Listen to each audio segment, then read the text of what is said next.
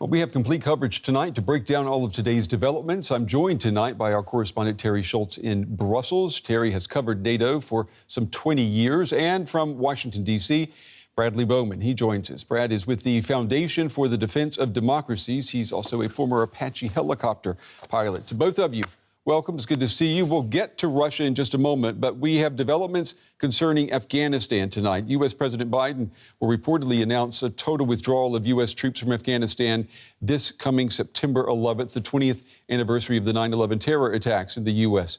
Terry, this broke just a couple of hours ago. Has there been any reaction from NATO?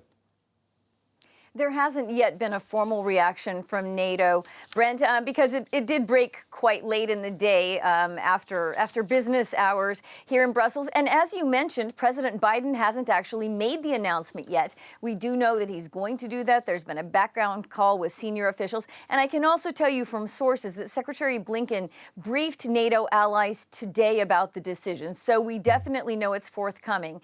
But no, there hasn't, been the meeting of NATO foreign and defense ministers that's going to happen tomorrow, and they definitely don't want to get ahead of President Biden on this. But I can tell you, Brent, that some countries will actually feel relieved, even if they know that their missions in Afghanistan are not completed. The Taliban controls more than half the country. Countries are ready to come home along with the United States after 20 years. Brad, what does this tell you? An announcement by September 11th means troops could begin leaving. Any idea when? No, thanks for the opportunity to join you. I think it's a irresponsible, dangerous, and sad decision, frankly. And the choice of 9/11 of all days to set the deadline on is tragic and ironic. The U.S. and our allies face a persistent threat in that region. And I believe a timeline-based withdrawal that ignores conditions on the ground, which is exactly what this is, risk of forcing us to come back later at a higher and steeper cost. And I think it's deeply foolish and irresponsible, and not unlike the decision we saw the Obama administration make in Iraq in 2011. I wish we had learned the lesson then and applied it better now. Well, let me pick up on that. What will this announcement mean then for the Pentagon and the defense community in Washington? Well, first of all, if the U.S. withdraws its 2,500 to 3,500 troops from Afghanistan, it's difficult to imagine our partners staying. So you could see a complete end to the international presence there, which, of course, is the Taliban's goal. And the Taliban believes that they can defeat the Afghan government.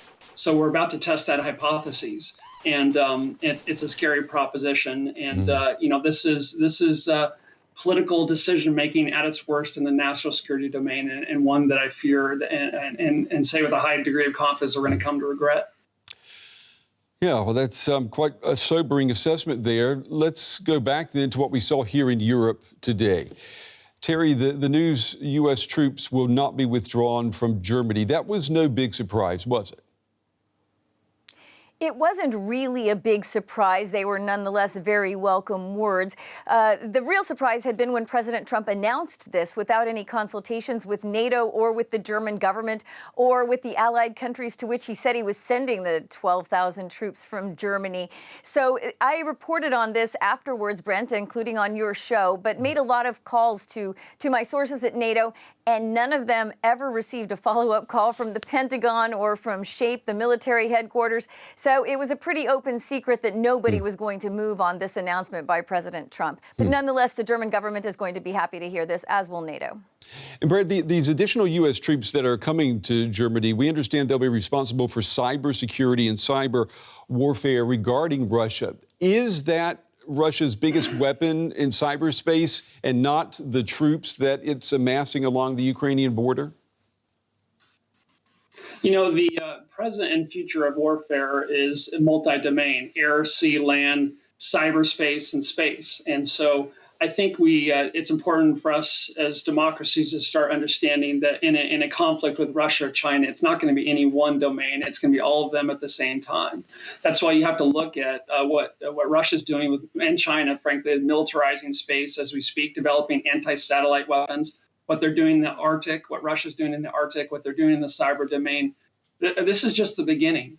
And to deal with these threats, we're going to be more effective if, as a transatlantic community, if we have hard power to make clear to Putin that he cannot achieve his political objectives with military force. And then we'll come back to the diplomatic table. But he's not impressed with diplomatic communiques. He's impressed with hard power. If we've learned anything about Putin, that's what we know. And so yeah, that's essential. Terry, Ukraine's foreign minister met with both his U.S. counterpart, Antony Blinken, and NATO ambassadors. What are they looking at to deter Russia? Yeah, well, that's a bit of a problem because nothing does seem to be deterring Russia. And that is really NATO's main strategy. It really does not intend to go to war in Ukraine.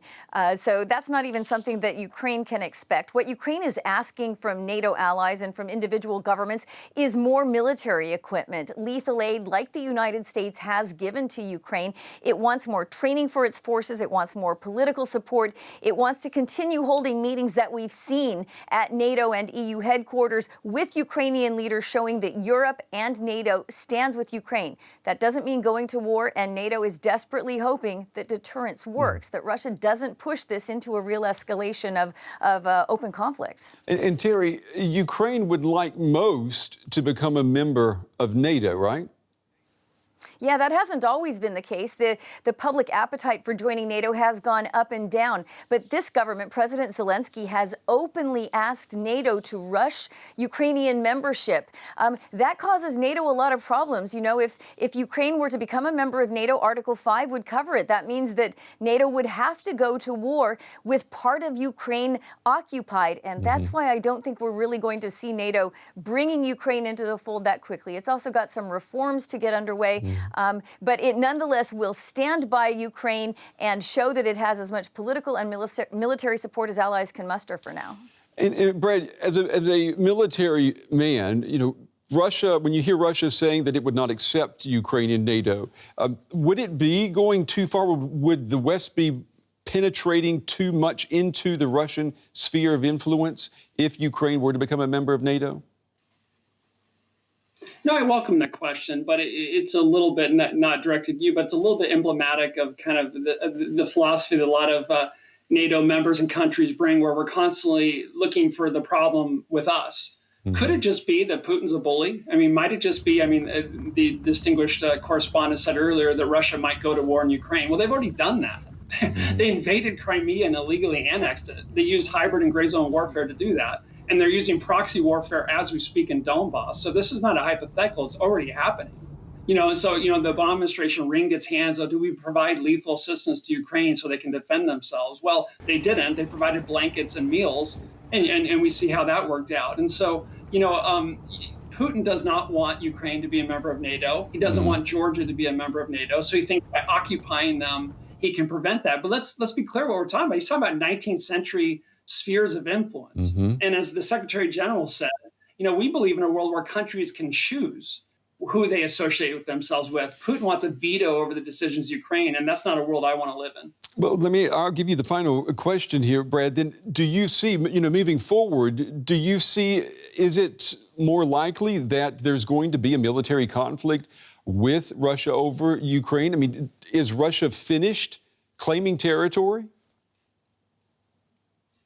I think Putin is going to use the doctrine of the bayonet. He's going to push as far as he can go until he hits something hard. And that hard thing is NATO. It's a politically serious, politically unified, militarily capable and ready alliance, forward position both in the Baltics and the Black Sea region, that makes clear that he cannot achieve his political objectives with military bullying and aggression.